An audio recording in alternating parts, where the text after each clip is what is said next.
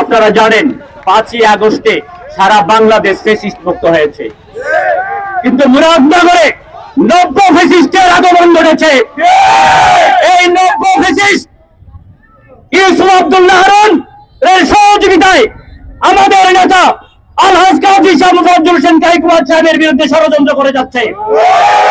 আপনারা জানেন ইউসুফ আব্দুল্লাহ হারুন ফ্যাসিস্ট হাসিনার সহায়তায় আলহাজ কাজী শাহ মুফাজ্জল হোসেন কাইকুবাদ সাহেবকে 21 আগস্টের মামলায় জড়িয়েছিল, রাষ্ট্রীয় ষড়যন্ত্রের মাধ্যমে সাজা দিয়েছিল। অত্যন্ত দুঃখের সঙ্গে বলতে হয়, এই উপদেষ্টা আসিফ রাষ্ট্রীয় যন্ত্র ব্যবহার করে, রাষ্ট্রীয় ক্ষমতা ব্যবহার করে আমাদের নেতা আলহাজ কাজী শাহ মুফাজ্জল হোসেন কাইকুবাদ সাহেবের বিরুদ্ধে ষড়যন্ত্র করে যাচ্ছে। আমরা দেখলাম একটা বেসরকারি টেলিভিশনে উদ্ভট বক্তব্য দিয়েছে।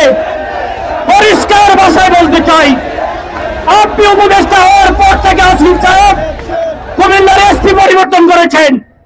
এসপির মাধ্যমে মুরাদনগরের ওসি, বাঙ্গুরার ওসিকে নিয়ে এসেছেন। এই ওসিরা আমাদের কর্মীদের বিরুদ্ধে নানা ষড়যন্ত্র করে যাচ্ছে।